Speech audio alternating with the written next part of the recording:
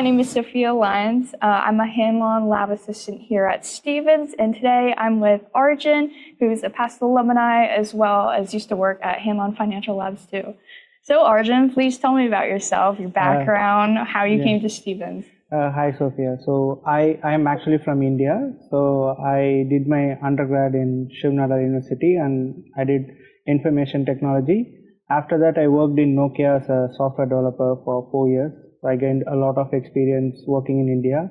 Then I wanted to do masters. COVID happened, so my plan got delayed by 2 years. Then I did information systems at Stevens. So the first year was like getting adapted to the new environment, and the internship search was like pretty hard that time with the market conditions. And I got a lab assistant role last year. I was also working in web and media assistant. I used to be behind the camera, so I used to record videos. Now it's good to be on this side. So basically, when I was working, it was very good experience with Florisco and Bostock. Like he provided me the opportunity, and we had really like 1.5 years. I was working as lab assistant. It was a good learning curve during that period. Then once I graduated from masters, I was fortunate enough to have offer when I graduated. I got into Barclays as a software developer again, and I got into a graduate program. So Barclays hires people who are just graduates and they have a graduate program. You can check about that in their website. Several companies have that graduate program. So if you're undergrad or grads who are just graduating, if you check the graduate program, you might get good opportunities. So I went into that program. It's a rotational program. I will be shifting between teams every 8 months. So I recently, like last year, 2025, I finished my graduate rotation. Now I'm part of anti-money laundering team at Barclays.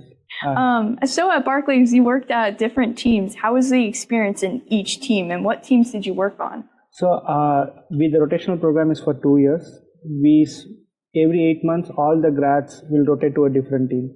So I got the opportunity to work with 3 different teams. My first team is anti-money laundering team, and the second team was markets pre-trade, and the third team was global technology infrastructure support. It's basically like internal support for Barclays engineers.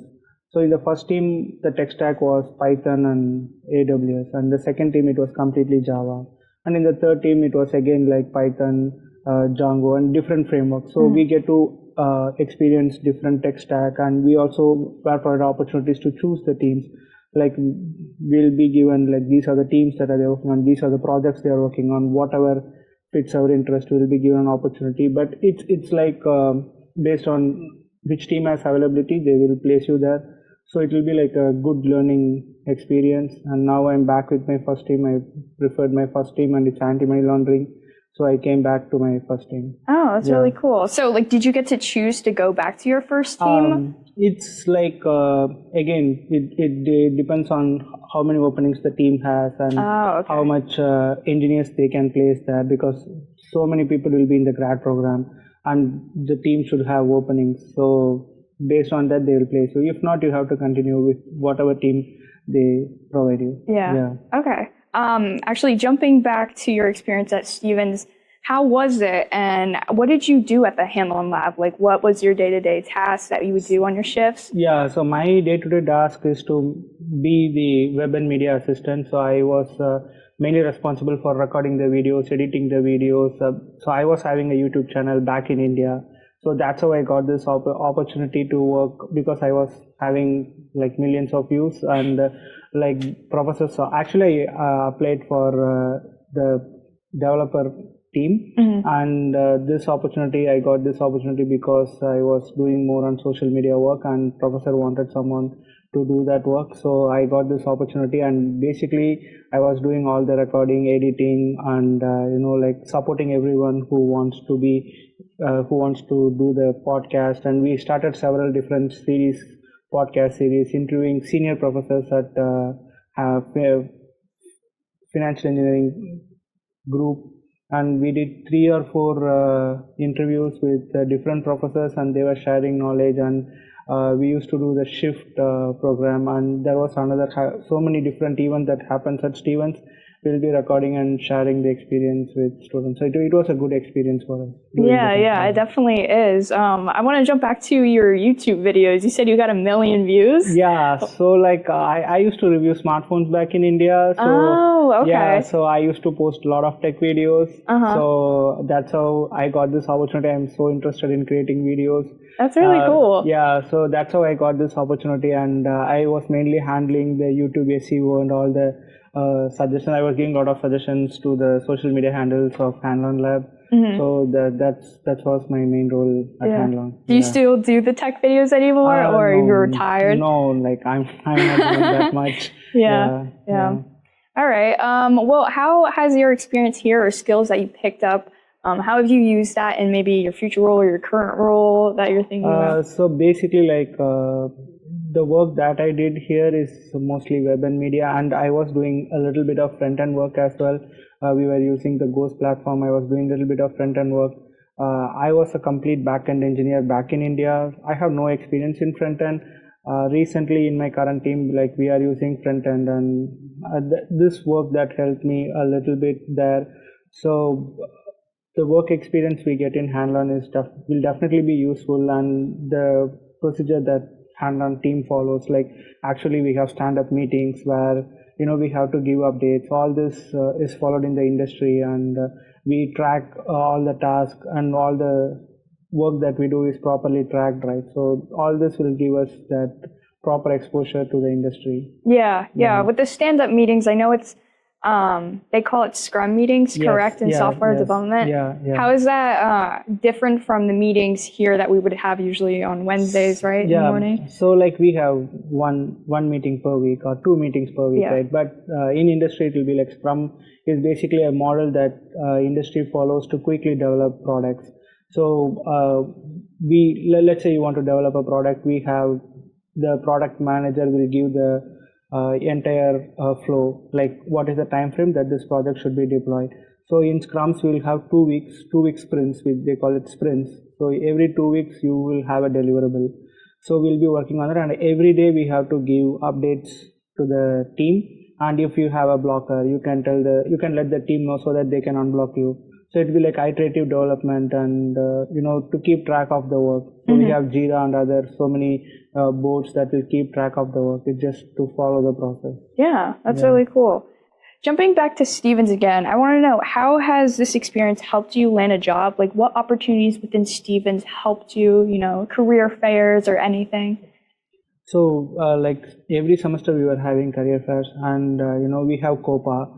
So COPA was guiding us completely in terms of resume editing and all the things. They will come and help us.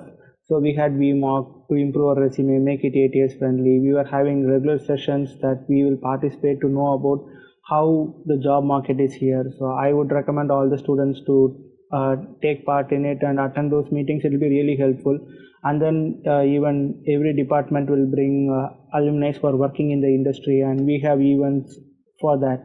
And I went to those networking events, and I made few industry friends, and you might get an opportunity from anywhere. No one knows where you will get the opportunity from. It's more important to go to those events and make good conversations with them. So one person, like he used to regularly come to Stevens for that event. He works in Hearst Communication. So I used to regularly talk to him, and he was giving some suggestions like, how to stand out from the crowd, because like if 200 students are going and approaching someone, he would tell me like, make sure that whatever you're trying to communicate is relevant to something that company is looking for. For example, Hearst is a magazine company, and they have so much big data work and all the front-end developer work. So when I talked to him, I understood like what is the burning problem that the company was having, and it's something that we were working in Hanlon. So I used to like correlate with that, and we used to have a conversation. And we also had BAA club. Like in that club, there was events where we can showcase our products to industry leaders and people from EY, Amazon. So many companies visited, Stevens, and it was done in the ground floor, and we were showcasing our project. And there we met so many experienced people who were giving really good suggestion about how to present ourselves in the project, as well as how to we were making a BA dashboard. That's what we did as a project, and we were bombarded with questions that we never thought, and that gave us perspective, like we have to think in a different way. Just like doing something very basic and expecting like many students do projects like basic projects like whatever the basic project that suggests, like Twitter sentiment analysis or something like that. But when we presented those projects to the people, what they suggested us is like take a use case that actually solve in the industry. For example, let's say you are targeting to come into fintech.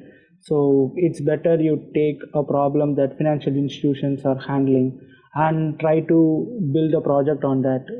That will help when you meet people from different financial companies. They will correlate, okay, this is a problem that we are facing, and the student is working on this problem. So, okay, let's give them an interview opportunity. And it actually happened in the BA fair. A student was working on a financial problem, and the project was completely about the financial problem, and so many dashboards were built. And actually, a person from Verisk was looking at that, and they said, like, this is the problem that we are working on. And they gave an interview opportunity to that person. So, wow. like, yeah, so I didn't even know they had that type of opportunity. Yes, yeah, you will get various different opportunities. More about going to all these networking events. Like, and there are networking events that happens in New York. You have Eventbrite and so many other apps that gives you. There is something called as PyData. I was part of PyData. I used to regularly go to PyData. It's an open source community, and they gather every week, and they do something in Microsoft Office. You can go there and you will meet so many people. I met professor from Stony Brook, and you will meet so many people. It's just about talking to them, getting to know more about the opportunities that is existing in the industry. It's about, if you go and reach out, there will be like 100 different opportunities that comes your way. Yeah, exactly. I think that's so important to reach out and make connections, especially now when the job market is a bit saturated.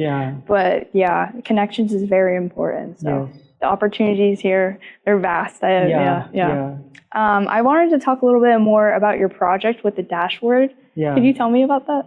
So it is basically a Power BI dashboard, and it's a customer churn analysis that we did. The problem statement was to figure out customer churn analysis for a Canadian bank. We took real-time data, and we used Kaggle for the data source, and we built the Power BI dashboard. It was not a very it's a basic project that we did, but we tried to have a business use case and we presented it. So people from the industry like EY and Amazon people, they were asking a lot of very specific questions about how we did the data cleaning, and what is the source of our data, how valid is it. Those were the questions that we did not even think about. We were more focused on telling this is the problem that the Canadian bank faced, and in this data we were able to we were providing solutions like if you do certain steps, then you can avoid customer churn. That's what we categorized people into different bucket age group, and we were showing different charts. But then the questions they asked was like completely different. How did you do data cleaning, and what are the factors you considered? There might be like so many, the source that you took data from might not be valid. So why did you choose that source? So the questions were like completely different, and they told in a big tech company, the data source will be like so terrible, and the data cleaning process itself will take like so many weeks. So the data source from Kaggle was already cleaned. We were just doing basic transformations and things, and we were like, okay, now we have the data ready. Now the more important aspect is solve the business problem and showcases at a dashboard. That was our thought process. Then the questions they asked, it was very, very particular. We did a regression analysis, and the question that a person from Amazon asked in regression analysis, we did not even know that you have to do something very deep to understand the correlation between different fields. So all that was like a completely different experience that helped us to think in a different way. So when we go for interview and when they ask us about projects, we explained it in a very different way that helped us in interview as well. So that experiences were really good at Stevens. Yeah, I was going to say, I think being stumped on those questions allow you to think about it and later, reflect on those questions and find them out yourself. So I think Yeah. that's a great Yeah, experience, to be stuck on a question, it was a great experience, yeah. Yeah. Did this project specifically help you get into Barclays? Like, did your interviewer ever ask you about it? No, No? no. This project was mostly towards BI dashboard, and my focus was on developer experience. So in my interview, it was most basically like coding questions, and I had first round was a coding round. Then I had two interviews. It was like a super day, and it was more focused on behavioral as well as coding assessment. Yeah. So behavioral is something like most of us neglect, but industry takes a very important interview. It's very important to prepare for behavioral interview as well, apart from a technical interview. That will help you to clear the interview. I wanted to ask you, working at Nokia, what were the differences versus working now at Barclays? Yeah, so in India, Nokia is a product-based company. We have service-based, product-based, and here it's a financial institution. It's a fintech sector. In Nokia, when I was working, it was always about how quick we are delivering the product to the customer. In fintech, it's more about security, and there are so many aspects. It's about running the bank properly. So there is a lot of difference to working in fintech sector or in product-based company. Product-based companies will be fast-based. It's like how quickly you can give the solution to the customers. Here, it's more sophisticated approach. We have to think about security and so many things that might impact the customers. That's given more important. Even in product-based companies, customers are important, but feature development and the way we develop, the way we work was completely different. That's something that I understood between product-based, and I never worked in service-based companies, so I cannot comment on that. But different sectors, you will have different exposure.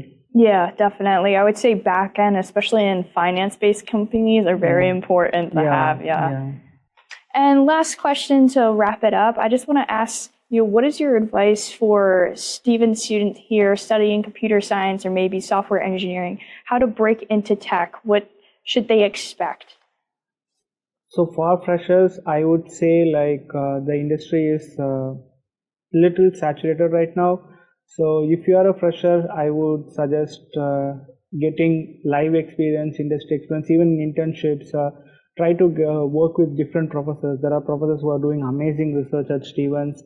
You can approach various professors, and you can try some experience in the industry that will help you in the long run. Internships are more important. Build your resume in such a way that it's more focused on what roles that you are looking for. Let's say if you are looking for AI-related roles, try to cater your resume towards that. Don't try to put all the jargons there are 100 things that they mention in job description. I will put all that in my resume so that I will get past 8 years. Even if you get past 8 years in interviews, they will ask you questions and you might not be able to answer. I never add any jargons in my resume. Whatever I know, I will mention only that. So you can try to follow what you know and put that in resume, and try to have projects that are really something that you can talk about. I solved this business problem. I solved this use case.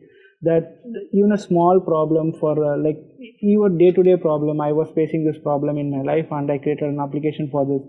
People will be more interested to know about that. Don't try to do any generic projects. That will not take you anywhere. Try to be more focused. I'm not saying you have to choose a niche in first year or second year. Have broad scope, explore different fields. You have AI, you have security, cyber security, we have machine learning. There are data science, data engineering. Try to figure out what roles are more available in LinkedIn. You can do the research. Okay, if there are 10 data engineer roles are open, and how many software developer roles are open, so that you can understand what is in demand in market. Then you can build your resume based on that. That will help you rather than just building a generic profile and expecting opportunities to come. I would suggest everyone to go to hackathons as a group, participate, have friends who are interested to do all that, because it's very difficult to be self-motivated. Even if you're motivated, you have to travel to different places to participate in hackathons. Right, there will be events happening in NYU and so many people are, so many universities have open hackathons that is happening. Participate in hackathon. Then there are Kaggle competitions that happens. It's online competition, so you can participate in those competitions and compete with everyone online. You might learn a lot of things. So doing all this will help you in the long run. So build your profile that in such a way that it will meet the market demands. That's something that I would suggest everyone to do. I think that that's amazing advice that I'm going to follow too as a student. You know, I didn't think that hackathons could help you that much for experience, but it is really, I guess, a great networking opportunity to connect with people and find out what's important in the job market. Yeah. And I just had one more last question to add on that. How would you advise students to prepare for the interview process for software engineering? Because that specific job role, it's kind of difficult to prepare because you have the technical aspect of it as well as the behavioral aspect. So in Stevens, I know like COPA is having mock interview sessions. It's important to take those mock interview sessions, and let's say you are having an interview coming up. Ask your friends to come up with interview questions and be more specific. Like don't ask very simple, easy questions. And let's say you have mentioned few jargons or few projects in your resume. Make sure that you know everything that you have mentioned in your resume. They can ask you any question from your resume. That is very important. People will easily figure out like, okay, this person doesn't know what he or she is talking about. So make sure that you think from interviewer shoes. Let's say now you are interviewing me, like I don't know what question you're going to come up next. But then you will have like from my answers you are asking questions now. This is the same thing that is going to happen in actual interview. You are telling something about the project. If I'm an interviewer, I'm going to follow questions in that project only. So if you are just taking a project and you are putting some words and I did this, and you put metrics like I improved the code quality by 98% or something like that, and everyone knows in the industry like it's not possible to have improve your code quality by 98%. So don't put like claims that are very high that you cannot prove. Mm-hmm. Make sure that whatever you are telling is reasonable, because people can figure out easily. So that make sure whatever you are telling is something you can back it up.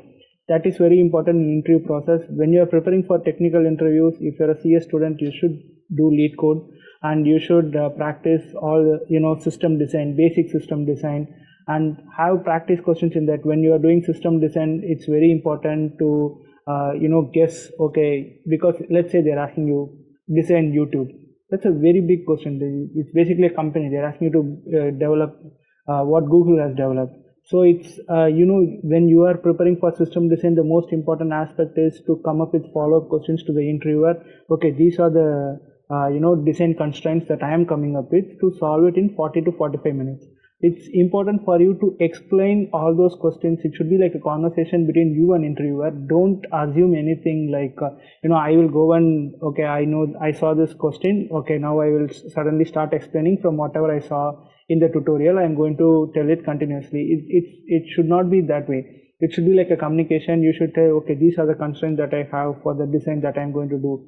And they will come up with follow-up questions. Okay, why are you choosing cache? What is the need for having a cache in a YouTube problem that your content-related network you are trying to build up? Let's say you have 1,000 users only. Why do you need a CDN? So they might come up with questions like that. So you should be prepared in all aspects. It's not, so that's very important. You think from interviewer shoes, okay, this is how I'm going to answer this question. What are the questions the interviewer will come up with? If you start thinking that way, then you can have, mock-up interviews with your friends, and you can tell, let's say you're solving a lead code problem. Solving the problem and giving the solution and telling the time complexity, space complexity will not land you the job. It's about how you are thinking. The most important, like many interviewers have told, like, we don't see what your solution is. The important thing is like how you are talking back to the interviewer, how are you discussing the edge cases, and what are the constraints the interviewer is having on that particular question is something that they need you to talk back and forth. But people, like, let's say you saw a very easy question like 2 sum, you're like, okay, I saw this question, I'm going to write the answer. No, they don't want that, because everyone can, with AI assistant, anyone can write that code. That is not the thing that they are looking for. The important thing they are looking for is, can the person think, when there is a situation that is happening, can she think the edge cases, what constraints will have, the bottlenecks, All these things are something that they will check you in the interview. So when you are preparing for technical interview, it's important to have all the concepts ready. That is important. You cannot, tell, oh, I'm thinking like this. Let's say they're asking a basic question like dictionary. You cannot say, I don't know the definition.